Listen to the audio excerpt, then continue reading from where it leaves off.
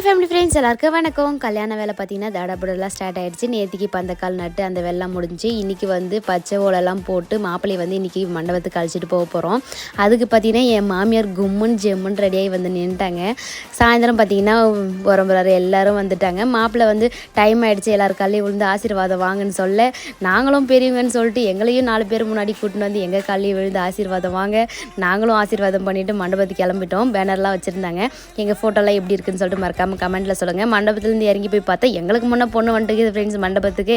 அப்புறம் அங்கேருந்து போய் மாப்பிள்ளைக்கு ஆரத்தி தட்டெல்லாம் பண்ணிவிட்டு இன்னும் நிச்சயதார்த்தத்துக்கெல்லாம் ஏற்பாடு பண்ணிவிட்டு நைட் வந்து பார்த்திங்கன்னா ரிலேஷன் கூட எல்லாம் ஜாலியாக இருந்தோம். இந்த கல்யாணம் ஏதோ ஒரு ஃபங்க்ஷன்னா தானே எல்லா சொந்தமும் ஒன்றா சரி ஜாலியாக இருக்க முடியும். நான் இங்கே வந்து பார்த்திங்கன்னா அரைங்குறையமாக போயிட்டேன் ஃப்ரெண்ட்ஸ். அங்கே போய் ஒரு கொண்டையை போட்டு நீட்டாக ரெடி ஆகிட்டு அதுக்கப்புறம் போயிட்டு கொஞ்சம் டைம் கிடைக்கும்போது தூங்கி எழலான்னு போனால் அங்கேயே விடல ஃப்ரெண்ட்ஸ். வாங்க பூ கட்டலான்னு சொல்லிட்டு எடுத்துன்னு வந்துட்டாங்க.